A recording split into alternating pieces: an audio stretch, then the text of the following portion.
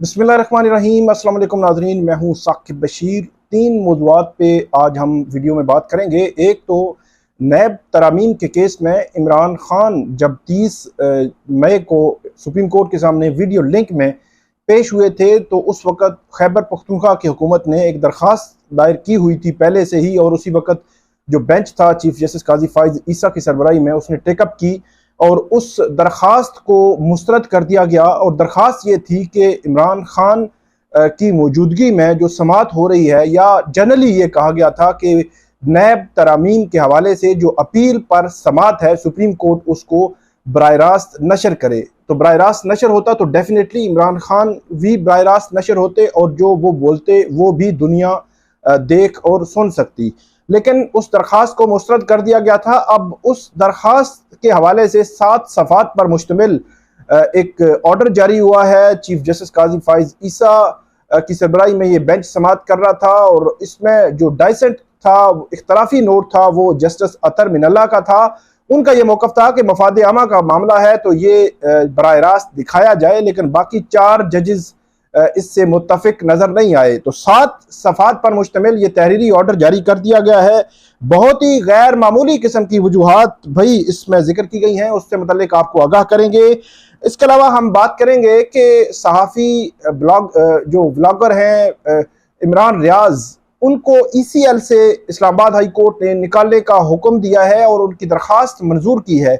उसके हवाले से तहरीरी फैसला आया है, वो भी आपके सामने रखेंगे। कुछ अहम नुकात हैं जिन पे बात करना ज़रूरी है। इसके अलावा हम बात करेंगे कि रूसी सफारतकार को जो मुबैना तौर पर मालूमात फराहम करने का इल्ज़ाम इस्लामाबाद के एक ASI पर लगा था, उससे मुतल्लिक भी इस्लामाबाद हाई कोर्ट के जस्टिस मोहसिन अख्तर कियानी ने एक तफसीरी फैसला जारी किया है और उसको रिहा करने का हुक्म भी दिया है। उस फैसले में क्या लिखा हुआ है, बड़ा ही अहम फैसला है, उस पर भी बात करेंगे। आप हमारे साथ रहिए। आप हमारा YouTube चैनल जरूर सब्सक्राइब कर लें, बेल आइकन का बटन जरूर प्रेस कर लें, ताकि जब भी हम कोई वीडियो अपलोड करते हैं तो फौरन उसका लिंक आपको मिल जाया करे। शुरू करते हैं हम आज की अहम और बड़ी खबर से कि सुप्रीम कोर्ट ऑफ पाकिस्तान ने इमरान खान की मौजूदगी में लाइव स्ट्रीमिंग क्यों नहीं की। इस पर सुप्रीम कोर्ट ने बाकायदा तौर पर अब तहरीरी ऑर्डर और तहरीरी वजूहात जारी कर दी हैं कि उसके पीछे क्या वजह थी कि उनको लाइव स्ट्रीम नहीं किया गया। ये केस, इसका बैकग्राउंड बता दूं मैं, उसके बाद हम तहरीरी ऑर्डर पे चलते हैं। ये नैब तरामीम का केस है। ये PDM 1 मतलब 2022 10 अप्रैल 2022 को जब PTI की हुकूमत एक अदम एतमाद की जो तहरीक थी उसके बाद गई और PDM की हुकूमत आई, तो उस वक़्त ये नैब तरामीम की गई थी और इसमें ये इमरान खान की जानिब से ये इल्ज़ाम लगाया गया था कि इस नैब तरामीम का मकसद उस वक़्त की मुस्लिम लीग नून की क़यादत, पीपल्स पार्टी की क़यादत और दीगर अहम शख्सियात को मफाद या उनको बेनिफिट पहुँचाना था और उन्होंने बेनिफिट लिया। ये उनका मौक़िफ़ था और इसी बुनियाद पर इमरान खान ने उस वक़्त इन नैब तरामीम को सुप्रीम कोर्ट ऑफ पाकिस्तान में चैलेंज किया था। उस वक़्त के चीफ जस्टिस उमर अता बंदयाल की सरबराही में बेंच ने इन नैब तरामीम के हवाले से केस की समात भी की थी। इमरान खान एक पटिशनर थे और उसके बाद इस केस को बड़ा लेंथी सुना गया। ख्वाजा हारिस इस केस में इमरान खान के वकील थे। इस केस में नैब तरामीम के हवाले से सुप्रीम कोर्ट के चीफ जस्टिस उमर अता बंदयाल की सरबराही में बेंच ने कुछ जो तरामीम थी उनको कालअदम करार दिया था, गैर आईनी या गैर कानूनी करार दिया था, और कुछ तरामीम को बरकरार रखा था। लेकिन हुआ कुछ यूं कि उसके बाद उसके खिलाफ अपील आई जो वफाकी हुकूमत ने की। वफाक की जानिब से अपील दायर की गई और वफाक का मौक़िफ़ ये था और ये है कि जो जस्टिस उमर अता बंदयाल की सरबराही में बेंच ने फैसला दिया है और कुछ नैब तरामीम को कालअदम करार दिया है वो दुरुस्त नहीं है। इससे मुतल्लिक उस वक़्त जो जस्टिस मंसूर अली शाह भी उस बेंच में शामिल थे, लेकिन उन्होंने इख्तलाफी नोट लिखा था और उनकी जानिब से वाज़ेह तौर पर यह कहा गया था कि पार्लियामान में जो कानून साजी हुई है वो दुरुस्त है। लेकिन हुआ कुछ यूं कि उसके खिलाफ वफाक की जानिब से अपील दायर की गई और उस अपील पर समात चीफ जस्टिस काजी फाइज ईसा की सरबराही में बेंच जो है वो कर रहा है। इससे कबल जब समात शुरू हुई थी तो शुरू में ही सुप्रीम कोर्ट ऑफ पाकिस्तान के इस बेंच ने यह करार दिया था कि तमाम जो एहतसाब अदालतें हैं वो मुजव्वज़ा कवानीन जो नैब के हैं उनके मुताबिक अपनी कार्रवाई जारी रखें, अपने ट्रायल जारी रखें, केसेस की समाअत जारी रखें, लेकिन कोई हतमी फैसला नहीं देंगी। जो इन नैब तरमीम के तनाजुर में जो केसेस आते हैं उन पर कोई हतमी फैसला नहीं देंगी। उसके बाद हमने देखा कि एहतसाब अदालतों में मामलात ठंडे पड़ गए। एहतसाब अदालतों में 2-2 माह की जो है वो तारीखें पढ़ना शुरू हो गई और एहतसाब अदालतों में केसेस निपटने का सिलसिला जो है वो कदरे बहुत ही जो है वो सुस्त रवि का शिकार हो गया कि सुप्रीम कोर्ट की जानिब से इन जो नैब तरमीम का मामला है जब तक इसको डिसाइड नहीं कर लिया जाता तब तक वो आगे नहीं बढ़ रहे। लेकिन कुछ केसेस जो इनके बाद दायर हुए और वो खासतौर पर केसेस थे इमरान खान के खिलाफ और पीटीआई की कुछ लोगों के खिलाफ, उन केसेस को बहरहाल बड़ी तेजी से आगे बढ़ाया गया। अगर इमरान खान के खिलाफ नैब का तोशाखाना केस का फैसला 31 जनवरी को आ चुका है, जिसमें 9 जनवरी को फर्द जुर्म आयद हुई थी और उसके अलावा 190 मिलियन पाउंड केस जारी है और नैब का नया तोशाखाना केस भी बन चुका है। तो इस वक्त इमरान खान के जो वकील हैं वो अमली तौर पर मुख्तलिफ अदालतों में जो दरखास्तें दायर करते हैं वो दरखास्तें उसी रोयत की हैं कि नैब उनके खिलाफ पॉलिटिकल इंजीनियरिंग के लिए इस्तेमाल हो रहा है।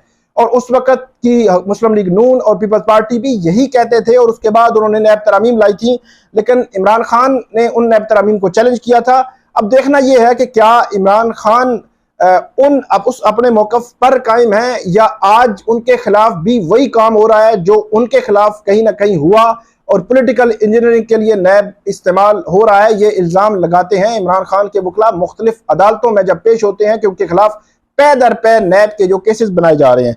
अब आते हैं कि आज की लाइव स्ट्रीमिंग पे कि लाइव स्ट्रीमिंग में के तहरीरी ऑर्डर में सुप्रीम कोर्ट के 4 जजेस ये कहते हैं, जिसमें चीफ जस्टिस काजी फाइज सरबराही कर रहे हैं, वो ये कहते हैं कि खैबर पख्तूनख्वा की लाइव स्ट्रीमिंग की दरखास्त नाकाबिले समात है।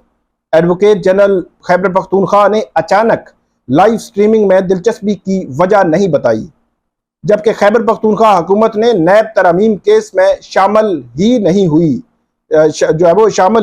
थी।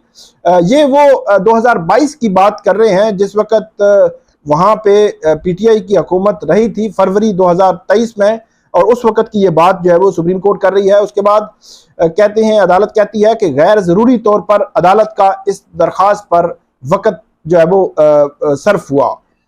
अदालत लिखती है कि एक सियासी जमात के रहनुमा केस में वकील ना होने की वजह से खुद पेश होना चाहते हैं। हुक्मनामा दिया गया है कि अदालत कहती है कि इस बात का कवी इम्कान है कि मुकदमा की समाअत को सियासी मकासद पॉइंट स्कोरिंग के लिए इस्तेमाल किया जाए। दरख्वास्त को मुस्तरद करते हुए यह नुक्ता सबसे अहम था। बानी पीटीआई इमरान खान की बात करने से हमारे खदशात दुरुस्त साबित हुए। सुप्रीम कोर्ट ये कहती है कि हमने दरख्वास्त इस बुनियाद पर खारिज की थी कि कहीं बराह रास्त नशर करने के बाद सुप्रीम कोर्ट को सियासी मकासद के लिए कोई इस्तेमाल ना करे या पॉलिटिकल पॉइंट स्कोरिंग के लिए कोई इस्तेमाल ना करे। और यहाँ पे सुप्रीम कोर्ट ये लिख रही है कि हमारा ये खदशा उस वक्त दुरुस्त साबित हुआ जब 30 मई की जो नैब तरामीम की केस की समाअत के आखिर में इमरान खान से पूछा गया और उनसे पूछा गया कि खुद वो बात करेंगे या उनके वकील बात करेंगे। तो सुप्रीम कोर्ट ये लिखती है कि इमरान खान ने इलेक्शन 8 फरवरी इलेक्शन के हवाले से बात की, जुडिशल कमीशन के हवाले से बात की और मुख्तलिफ ऐसे उमूर से मुतल्लिक बात की जिनका इस केस से डायरेक्टली या इनडायरेक्टली कोई ताल्लुक नहीं है। तो सुप्रीम कोर्ट ये कह रही है कि हमें यह तासुर पहले ही था और वो खदशा हमारा दुरुस्त साबित हुआ कि ये किया जा रहा है। और इसमें अदालत लिखती है कि इंसाफ क्या जब फराहमी के लिए ज़ेर समाअत ना होने वाले मुकदमात पर बात करना अवामी तासुर पर असरअंदाज होता है और जो फ्रीकैन सामने ना हो उनके हकूक मुतासिर हो सकते हैं। मतलब जिन केसेस के हवाले से बात की जा रही है हो सकता है कि ऐसे वो फ्रीकैन हों जिनके हकूक मुतासिर हों, उनकी गैर मौजूदगी में अगर बात की जाए। सुप्रीम कोर्ट ये लिखती है कि खैबर पख्तूनख्वा हुकूमत ने मुकदमे में एक दिन भी फरीक नहीं बनी। इमरान खान ने भी केस में खैबर पख्तूनख्वा को फरीक नहीं बनाया। और ये भी लिखती है अदालत के सुप्रीम कोर्ट में किसी भी मुकदमा को लाइव करने या रोकने की इस्तदा की जा सकती है। लाइव स्ट्रीमिंग करने या ना करने का फैसला मुकम्मल तौर पर अदालत का फैसला होता है। ये कहा है सुप्रीम कोर्ट ऑफ पाकिस्तान ने। और सुप्रीम कोर्ट ये भी लिखती है कि जजेस कमेटी ने 16 अक्टूबर 2023 की रिपोर्ट में बराह रास्त स्ट्रीमिंग के लिए रूल्स बनाने की तजवीज़ दी।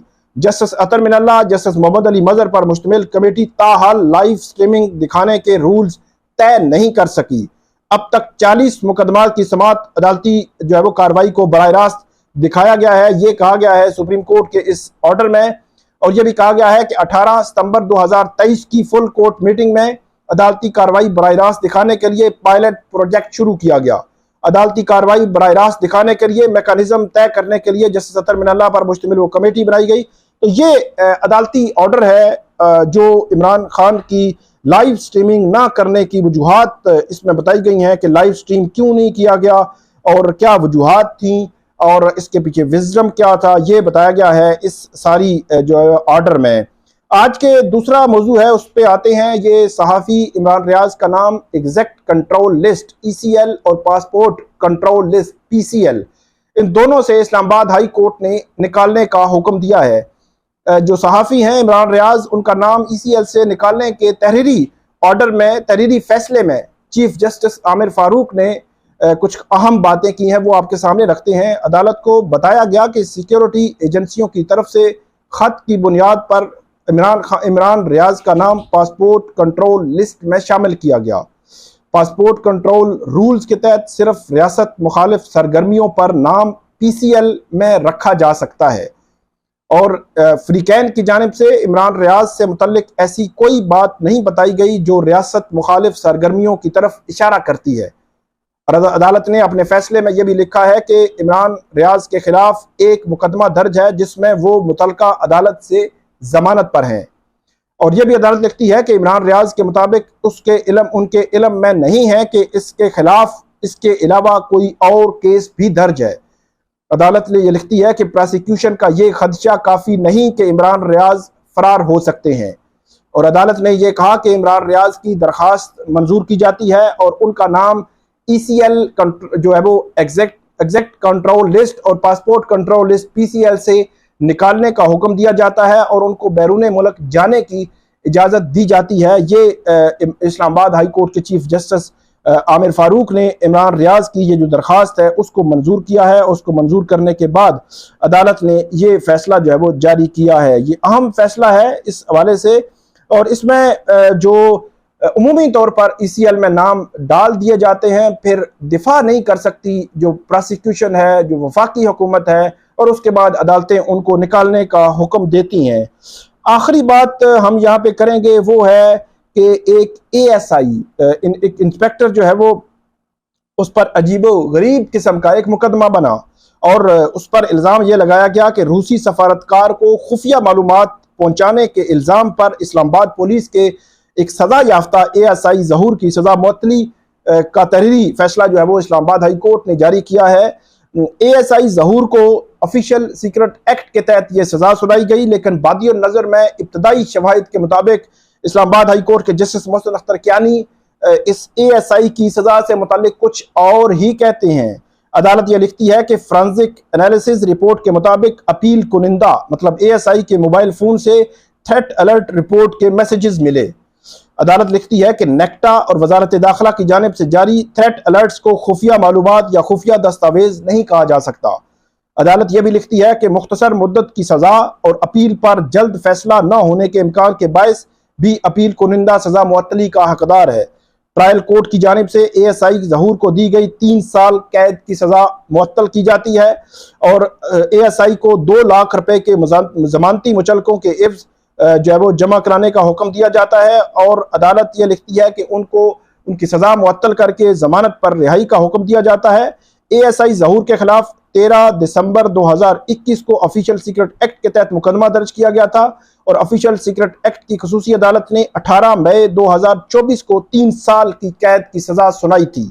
तो ये आज की हमारी तीसरी खबर थी। उम्मीद है आपको आज की वीडियो जो है वो पसंद आएगी। ASI ज़हूर जो है वो इस हवाले से इम्पोर्टेंट मामला ये है कि ASI ज़हूर रिहा कर दिए गए हैं जेल से, उनके जमानती मुचलके जमा हो चुके हैं। और एक बात शुरू में रह गई थी कि जो नैब तरामीम का केस है वो 6 जून को उस पर दोबारा समाअत होगी। 6 जून को इमरान खान दोबारा वीडियो लिंक के जरिए सुप्रीम कोर्ट के सामने पेश होंगे। तो ये आज की हमारी वीडियो थी। उम्मीद है आपको पसंद आएगी। इस पे फीडबैक दीजिएगा, कमेंट कीजिएगा और खास तौर पर यूट्यूब चैनल हमारा जरूर सब्सक्राइब कर लें, बेल आइकन का बटन प्रेस कर लें ताकि जब भी हम कोई वीडियो अपलोड करते हैं तो फौरन उसका लिंक आपको मिल जाया करे। बहुत शुक्रिया।